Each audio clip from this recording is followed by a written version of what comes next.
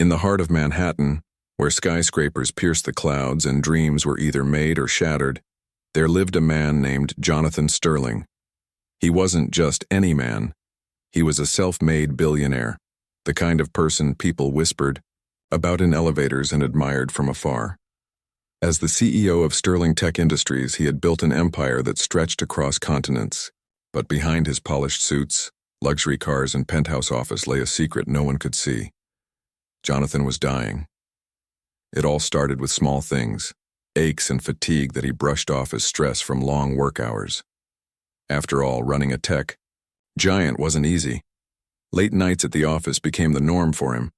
Coffee cups piled up on his desk and sleepless nights blurred into early mornings filled with meetings and deadlines. But then came the symptoms he couldn't ignore anymore. Sharp pains shot through his body like lightning bolts. His hands trembled when he held his phone, and dark circles under his eyes refused to fade, no matter how much rest he tried to get. At first, Jonathan thought it was exhaustion catching up with him. Maybe he was pushing himself too hard. So he took a weekend off, a rare occurrence, and stayed in his penthouse, hoping some downtime would do the trick. But nothing changed. The pain lingered, gnawing at him like a shadow he couldn't shake. Finally, after weeks of denial, he went to see a doctor. Not just any doctor, but the best specialists money could buy. They ran tests, poked him with needles, and scanned every inch of his body until they found the answer. The diagnosis hit him like a freight train. It turned out that Jonathan's illness wasn't something ordinary. It was a rare autoimmune disease triggered by prolonged exposure to experimental nanotechnology used in one of his company's labs. These tiny machines, designed to revolutionize medicine and technology, had backfired inside his own body. Instead of healing, they attacked his immune system, leaving him weaker each day. The doctors gave him 6 months to live. 6 months. That was all the time he had left. For someone who had spent his entire life conquering challenges and building empires, this news felt like a cruel joke. How could a man with so much power and wealth be powerless against his own mortality? Jonathan didn't know how to process it. At first, anger consumed him. He lashed out at everyone around him, his employees, his friends, even his family. Then came sadness, heavy and suffocating. He stopped attending social events, canceled meetings, and isolated himself in his penthouse office. The vibrant energy that once defined him disappeared, replaced by a hollow shell of the man he used to be. But despite his efforts to shut everyone out, life kept moving forward. Every evening, after the hustle and bustle of the workday ended, the building emptied out, leaving only silence behind. Well, almost silence. There was one person who remained, the cleaner. Her name was Clara, and she worked quietly, mopping floors and emptying trash bins while most people slept.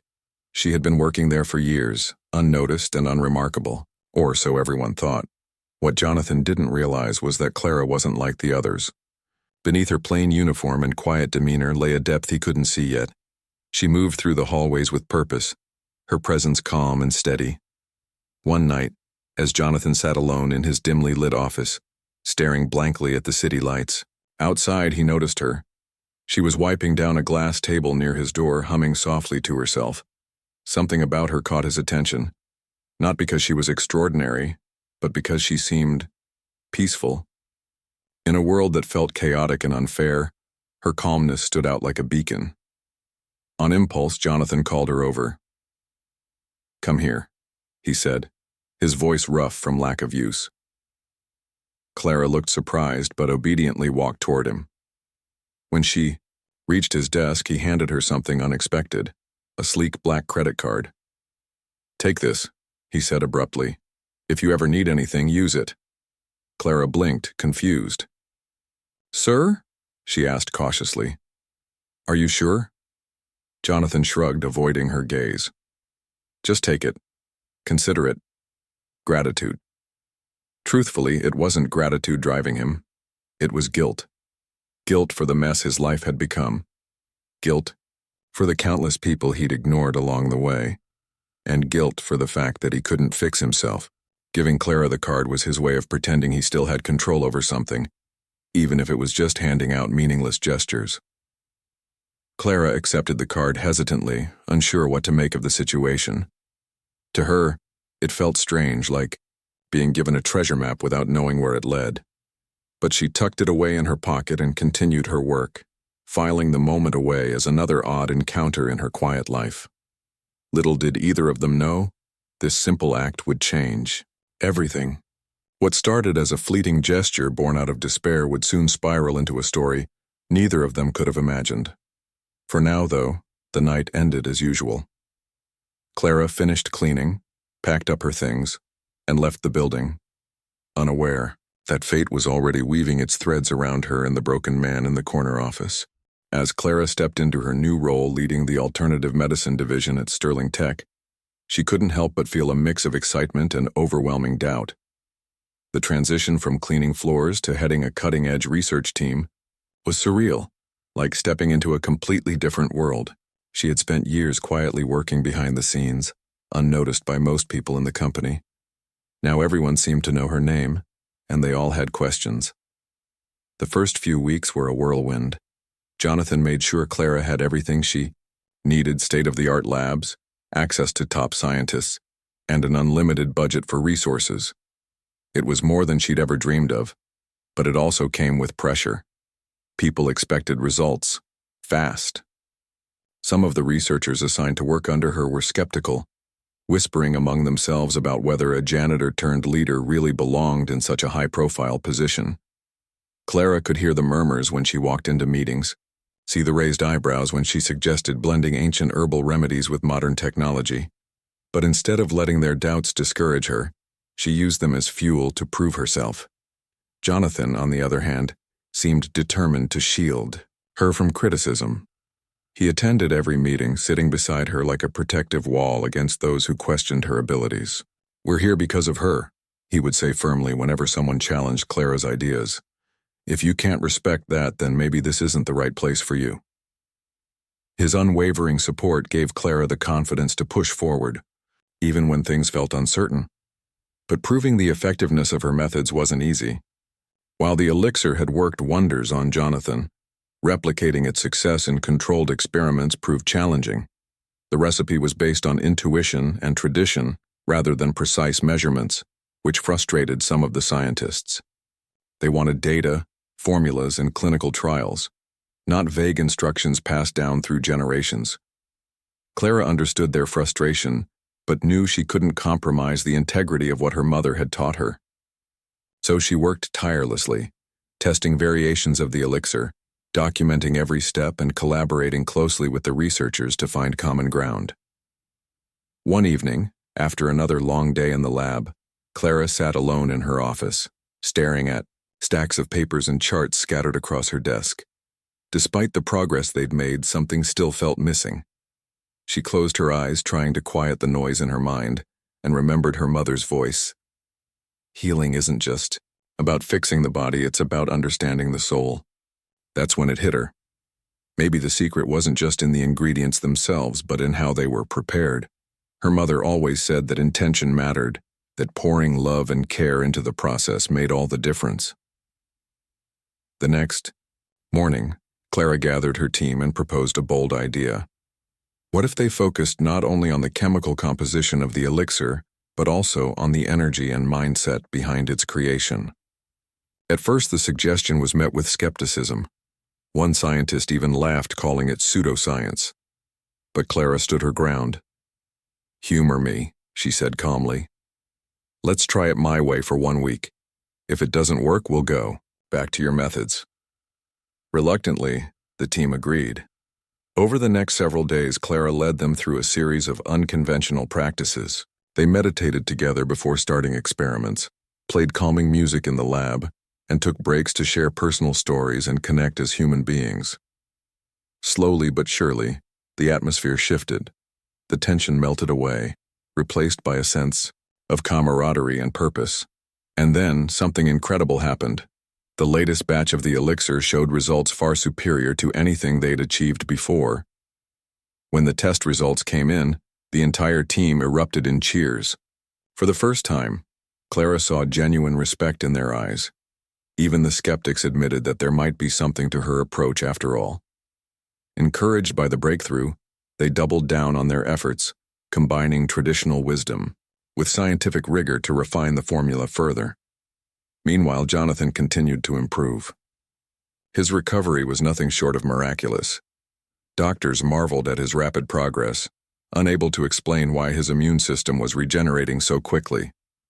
Blood tests revealed elevated levels of certain antibodies, unlike anything they'd seen before. Intrigued, they decided to dig deeper, analyzing not just the elixir but Clara herself. What they discovered shocked everyone, including Clara. In a private meeting, the head researcher presented their findings to both Clara and Jonathan. "We've identified something unusual," he began cautiously. "It appears that the antibodies responsible for reversing your condition are unique to Clara's blood. Specifically, her immune system produces compounds that act as a natural antidote to the nanotech-induced illness." Clara's heart skipped a beat. "What does that mean?" she asked, her voice trembling slightly. "It means," the researcher explained, "that without Clara, or at least without regular exposure to her antibodies, you may not continue to recover." The room fell silent as the weight of the revelation sank in. Jonathan stared at Clara, his expression unreadable. For a moment, neither of them spoke. Then finally, Jonathan broke the silence. "So, what happens now?" he asked softly. "We need to keep exploring this," the researcher replied. "There's potential here for groundbreaking discoveries, not just for your condition, but for others suffering from similar diseases. But it will require ongoing collaboration between you two." As the meeting ended, Clara and Jonathan walked out together, each lost in thought. The implications of the discovery loomed large over them. On one hand, it validated everything Clara had been working toward. On the other, it created a dependency neither of them had anticipated. Jonathan's survival now hinged on Clara in ways neither of them fully understood yet. Over the following weeks, their relationship deepened. No longer just employer and employee, they became partners in every sense of the word. They spent countless hours discussing strategies, brainstorming solutions, and supporting each other through the challenges ahead. Clara opened up about her childhood, sharing stories of her mother and the lessons she'd learned growing up. Jonathan, in turn, shared pieces of himself he rarely revealed to anyone, his fears, his regrets, and his hopes for the future. Their bond grew stronger with each passing day, transcending professional boundaries. Clara found herself looking forward to their conversations, not just because of the work they did together, but because of the connection they shared. Jonathan, too, felt a shift within him. For the first time in years, he didn't feel alone. Clara's presence filled a void he hadn't realized existed until now. Still, the road ahead wasn't without its obstacles. News of Jonathan's miraculous recovery leaked to the media, sparking widespread curiosity and scrutiny. Reporters camped outside the building, eager to uncover the truth behind the miracle cure.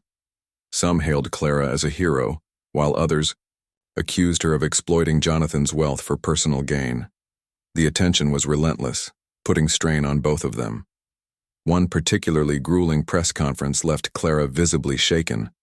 As cameras flashed and reporters shouted questions, she struggled to maintain her composure. Later that evening, Jonathan found her sitting alone in her office, tears streaming down her face. Without saying a word, he pulled up a chair beside her and handed her a cup of tea. "You don't have to do this alone," he said gently. "Whatever happens, I'm with you." His words brought a sense of calm she desperately needed. In that moment, Clara realized that no matter what challenges lay ahead, she wouldn't face them alone. Together, she and Jonathan had already overcome so much, and as long as they stood side by side, there was no limit to what they could achieve. As the buzz around Clara and Jonathan's story grew louder, so did the challenges they faced.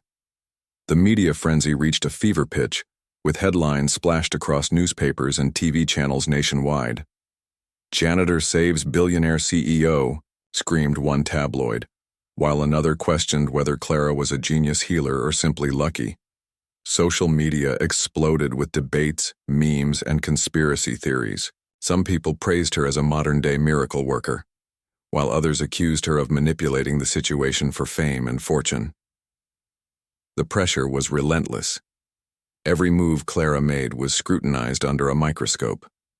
Reporters camped outside, Sterling Tech Industries hoping to catch a glimpse of her arriving or leaving. Cameras followed her everywhere, even to the grocery store.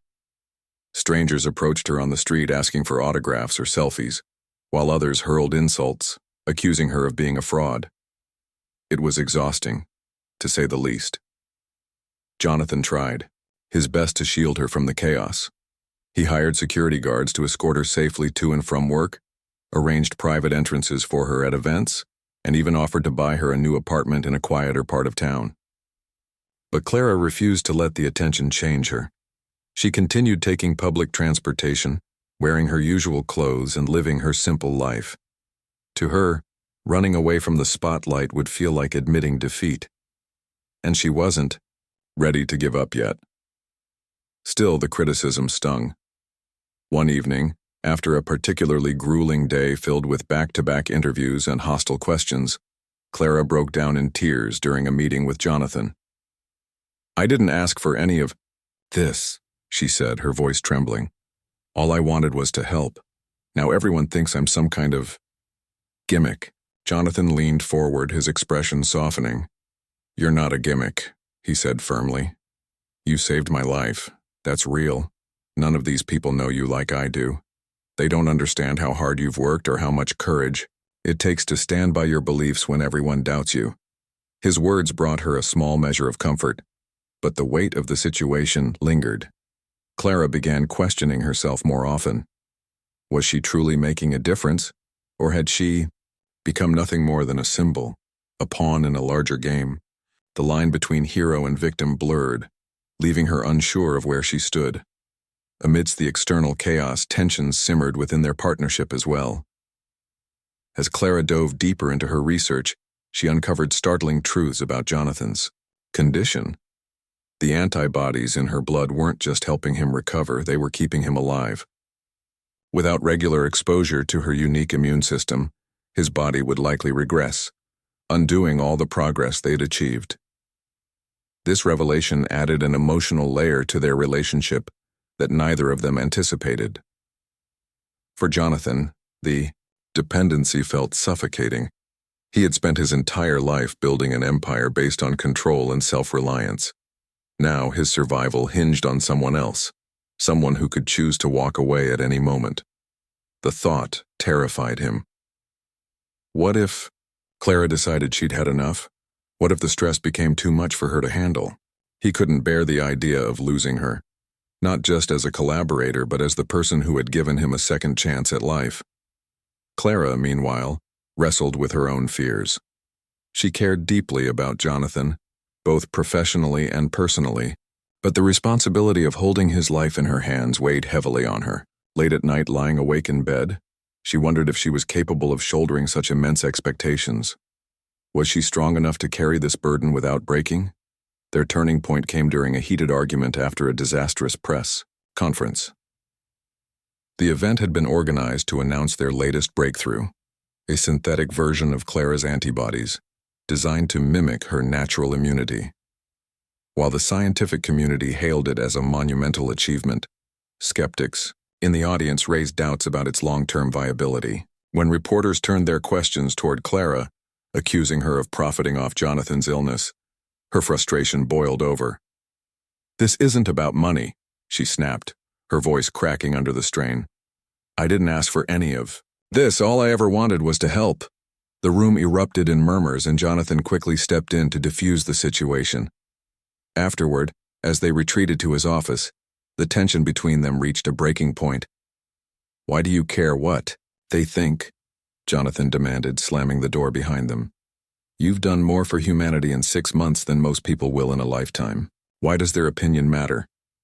"Because they're tearing me apart," Clara shot back, tears streaming down her face.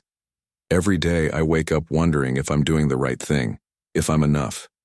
And then you tell me to ignore them, like it's that easy." "But it's not easy, Jonathan. I'm not just a tool for you to survive. I'm human too." Her words hung in the air, raw and unfiltered. For a moment, neither of them spoke. Then slowly Jonathan sank into his chair, his expression softening. "You're right," he admitted quietly. "I haven't been fair to you. I've been so focused on surviving that I forgot what this must feel like for you. You're not a tool. You're everything to me." Clara froze, caught off guard by his admission. "What are you saying?" "I'm saying—" He hesitated, choosing his words carefully. "I'm saying I need you, not just because of the antibodies, but because of who you are. You've changed my life in ways I never thought possible, and I don't want to lose you, not to the world and certainly not to myself." Tears welled up in Clara's eyes as she realized the depth of his feelings. For so long, she had doubted her worth, wondering if she was merely a means to an end for Jonathan. But hearing him speak those words erased any lingering doubts. She mattered. To him, to their work, and to the countless lives they hoped to save. From that day forward, their dynamic shifted. They stopped viewing themselves as separate entities tied together by necessity, and began seeing each other as partners in every sense of the word. Jonathan vowed to prioritize their relationship above all else, promising to protect Clara from the pressures of the outside world. In return, Clara committed to continuing their mission, knowing that together they could overcome anything. To ease the strain, Jonathan made a bold decision. He announced his resignation as CEO of Sterling Tech Industries. The news sent shockwaves through the company, but Jonathan remained steadfast. "It's time for me to step back," he told the board. "Clara is the future of this company, not me. With her leadership, we can achieve things none of us ever dreamed possible." Under Clara's guidance, Sterling Tech launched groundbreaking initiatives aimed at merging traditional healing practices with modern science. They partnered with universities, hospitals, and grassroots organizations to make their discoveries accessible to underserved communities. Their efforts earned global recognition, inspiring hope in millions of people suffering from similar conditions. Through it all, Clara and Jonathan's bond grew stronger. They supported each other through the highs and lows, celebrating victories and weathering storms side by side. What started as a desperate act of kindness had blossomed into something neither of them could have imagined, a partnership rooted in trust, respect, and love. With Jonathan stepping down as CEO, the spotlight shifted fully onto Clara. It was a daunting transition, not just for her but for everyone involved. The board of directors initially resisted the idea, questioning whether someone without formal education or corporate experience could lead a multi-billion-dollar company. But Jonathan stood firm, insisting that Clara's vision and values were exactly what Sterling Tech needed to move forward. "Success isn't measured by degrees or titles," he told the board during one heated meeting. "It's measured by impact, and no one has impacted this company or my life more than Clara." Eventually, the board relented, agreeing to give Clara a trial period as interim CEO. If she proved herself capable, they would officially appoint her as the permanent leader. For Clara, this wasn't just an opportunity. It was a test. She knew the stakes were high and failure wasn't an option. Her first challenge came almost immediately. Within days of taking over, Clara faced resistance from some senior executives who doubted her ability to lead. They questioned her decisions, second-guessed her strategies, and openly mocked her unconventional methods in private meetings. One particularly vocal critic, a seasoned executive named Richard, made it clear that he didn't think she belonged in the role. "I respect what you've done for Jonathan," Richard said during a tense strategy session. "But running a company is different. You're playing with people's livelihoods now. Are you sure you're ready for that kind of responsibility?" Clara felt the sting of his words, but instead of lashing out, she took a deep breath and responded calmly. "I may not have your years of experience," she admitted, "but I do have something you might not. Perspective. I've seen this company from the ground up, the late-night cleaners, the overworked assistants, the interns trying to make ends meet. I know what it means to struggle, and I believe we can build a future where everyone thrives, not just the ones at the top." Her response silenced the room. While some still harbored doubts, Others began to see her in a new light. Slowly, but surely, Clara earned their respect, not through power plays or flashy presentations, but through authenticity and action. She started by restructuring the company's priorities. Under her leadership, Sterling Tech shifted its focus from profit-driven ventures to ethical innovation. Projects that aligned with her vision of accessible healthcare and sustainable practices received funding, while those deemed exploitative were shelved. She also implemented policies to support employees' well-being, such as flexible work hours, mental health resources, and paid parental leave. These changes didn't come without pushback. Shareholders worried about the financial implications of prioritizing ethics over profits. Some even threatened to pull their investments if Clara didn't reverse course. But she refused to compromise her principles. "If we lose money in the short term because we're doing the right thing," she said during a shareholder meeting, "then so be it. Success isn't worth sacrificing our humanity." Her determination inspired loyalty among the staff. Employees, who had once felt invisible, suddenly felt valued. Morale soared, productivity increased, and turnover rates plummeted. Even skeptics like Richard began to soften, admitting that Clara's approach was working. Meanwhile, Jonathan watched from the sidelines, proud of how far Clara had come. Stepping away from the CEO role hadn't been easy for him. It went against every instinct he'd honed over decades of ruthless ambition. But seeing Clara step into her own gave him a sense of peace he hadn't felt in years. He spent his days mentoring young entrepreneurs, sharing lessons learned from both his successes and failures. Occasionally, he joined Clara for brainstorming sessions, offering advice when asked but never overstepping. Their personal relationship continued to deepen as well. With the chaos of running the company easing slightly, they found more time to connect on a human level. They took long walks together after work, talking about everything from childhood memories to dreams for the future. Clara opened up about her fears of inadequacy, while Jonathan confessed his insecurities about aging and mortality. These conversations brought them closer, solidifying the bond they had formed through shared adversity. But their happiness wasn't without challenges. As Clara gained recognition for her leadership, jealousy crept into their dynamic. Jonathan struggled with feelings of inadequacy, wondering if he still measured up to the extraordinary woman she had become. He masked his insecurities with humor, teasing her about her growing fame, but beneath the jokes lay a deeper fear, that one day she might outgrow him entirely. One evening, after returning home from a prestigious award ceremony where Clara had been honored as a trailblazer in medical innovation, Jonathan finally voiced his concerns. "Do you ever feel like I'm holding you back?" he asked quietly, staring at the floor. Clara turned to him, surprised. "What makes you say that?" He shrugged, avoiding her gaze. "You're amazing, Clara. You've accomplished so much in such a short time. Sometimes I wonder if you'd be better off without me dragging you down." Tears welled up in Clara's eyes as she realized the weight of his self-doubt. She knelt beside him, taking his hands in hers. "You've never held me back," she said firmly. "If anything, you've pushed me to be stronger, braver, and more compassionate than I ever thought possible. I wouldn't be here without you." Her words melted away his fears, reminding him of why they worked so well together. Their strengths complemented each other. Clara's empathy balanced Jonathan's drive, while his wisdom grounded her idealism. Together, they created a partnership greater than the sum of its parts. As months passed, their collaboration bore fruit in unexpected ways. Clara's team developed a synthetic version of her antibodies that showed promise in treating other autoimmune diseases.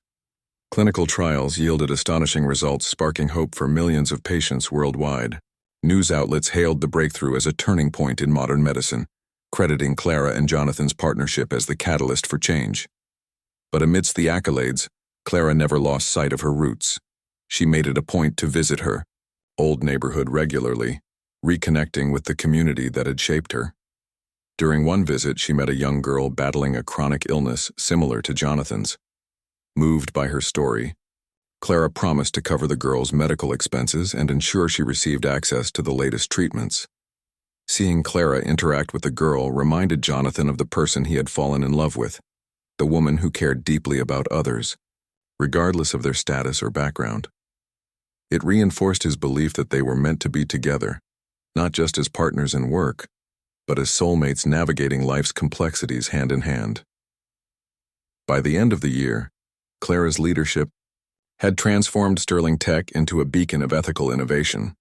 Profits rebounded as consumers embraced the company's mission-driven approach, proving that success and integrity could coexist. The board unanimously voted to make her the permanent CEO, cementing her legacy as one of the most influential figures in the industry. Yet despite all the achievements, Clara remained humble. In speeches and interviews, she always credited her team, her mentors, and most importantly, Jonathan. "None of this would have been possible without the people who believed in me," she often said, "especially the man who trusted me when no one else did." For Jonathan, watching Clara thrive filled him with pride and gratitude.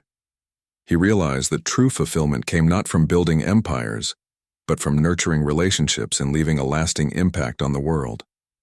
And as he stood beside Clara at the grand opening of a state-of-the-art research facility dedicated to advancing alternative medicine, he knew they had created something timeless. Together, they had proven that compassion, resilience, and trust could overcome even the greatest challenges. Their journey was far from over, but one thing was certain: whatever lay ahead, they would face it together. Years had passed since Clara took over as the permanent CEO of Sterling Tech Industries. The company was no longer just a name in the tech world. It had become a symbol of hope, innovation, and humanity.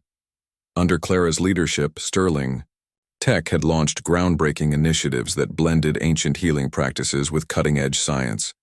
Their synthetic antibody treatments were now being used globally to treat autoimmune diseases, saving millions of lives. But for Clara, success wasn't measured by profits or accolades. It was about the smiles she saw on patients' faces, the stories of families reunited, and the knowledge that her work mattered. Jonathan, too, had found a new purpose. Though he still relied on regular transfusions of Clara's specially formulated serum to maintain his health, he embraced life with a renewed sense of gratitude.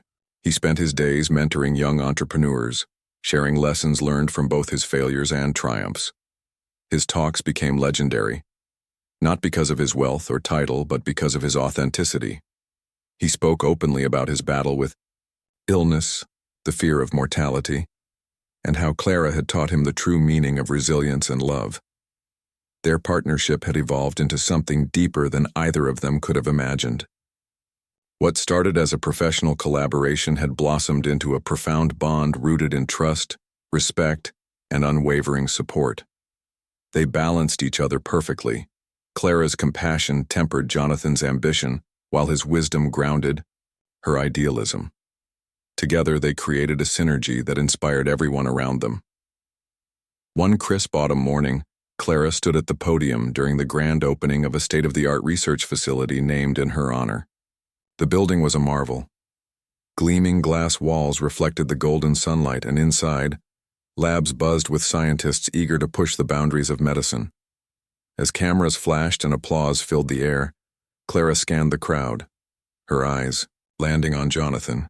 He sat in the front row, smiling proudly, his once frail frame now stronger thanks to their combined efforts. "Thank you all for being here today," Clara began, her voice steady despite the nerves fluttering in her chest. "This moment means more to me than I can put into words. Growing up, I never dreamed I'd stand where I am now. I was just a girl who loved plants and believed in the power of nature to heal. My mother taught me that even the smallest seeds, when nurtured with care, can grow into mighty trees." She paused, glancing at Jonathan before continuing. "But this journey hasn't been mine alone. It's been shaped by countless people who believed in me, even when I doubted myself. And above all, it's been shaped by one extraordinary person who showed me what it means to truly live." The audience erupted in applause as Jonathan stood up, bowing slightly in acknowledgement. Clara wiped away a tear, then turned back to the crowd. "We've achieved incredible things together, but our work is far from over. There are still illnesses to cure, communities to uplift, and futures to build. Today isn't just a celebration of what we've done, it's a promise of what we'll continue to do.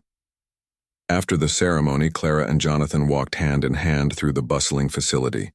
Scientists greeted them warmly, eager to show off their latest projects. One researcher proudly demonstrated a prototype device designed to detect early signs of autoimmune disorders, while another explained how they were using Clara's methods to develop affordable treatments for underserved populations. As they strolled, Clara noticed a familiar face among the visitors, a young girl she had met years ago during one of her neighborhood visits. The girl, now a teenager, approached her shyly, clutching a bouquet of wildflowers. "These are for you," she said softly, her voice trembling with emotion. "You saved my life. Thank you." Clara knelt down, accepting the flowers with tears in her eyes. "No, sweetheart," she replied gently. "You saved yourself. We just gave you the tools to fight." Watching the exchange, Jonathan felt a lump rise in his throat. Moments like these reminded him of why they did what they did, not for fame or fortune, but for the chance to make someone's life a little brighter. That evening, as the sun dipped, below the horizon, painting the sky in hues of orange and pink, Clara and Jonathan sat together on the rooftop garden of their home. Below them, the city lights twinkled like stars scattered across the earth. For a while, neither of them spoke, content to simply enjoy the quiet companionship they had built over the years. Finally, Jonathan broke the silence. "Do you ever think about how different our lives would be if I hadn't handed you that black card that night?" Clara smiled, leaning her head against his shoulder. "All the time, but I try not to dwell on what-ifs. Life brought us together for a reason, to remind us that even in our darkest moments, there's always hope.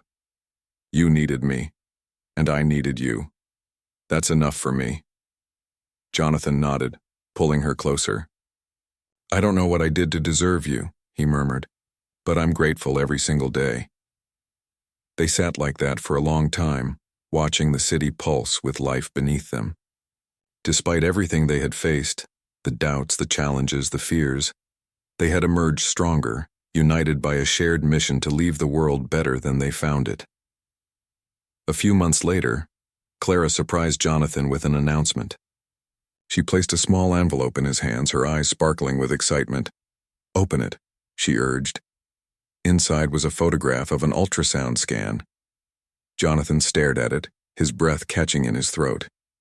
"Is this—" Clara nodded, tears streaming down her face.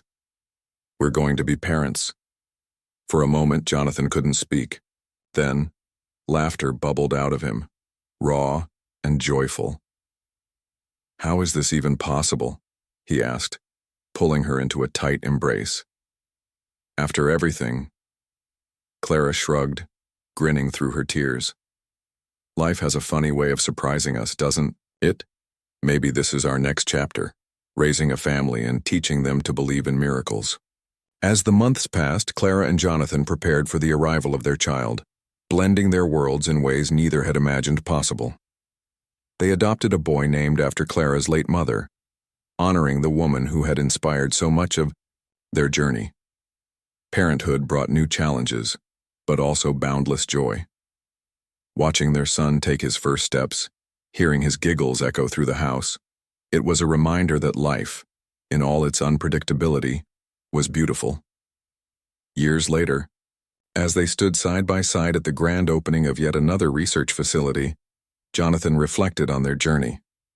What started as a dying man's desperate gamble had transformed into a love story for the ages, one where compassion, resilience, and trust proved to be the ultimate antidotes to life's greatest challenges. And as they looked out at the sea of hopeful faces gathered to celebrate progress and possibility, Clara squeezed Jonathan's hand tightly. "We did good," she whispered. Jonathan smiled, his heart full. "We did more than good. We made a difference." Together they stepped forward into the future, ready to face whatever came next with courage, with love, and with each other.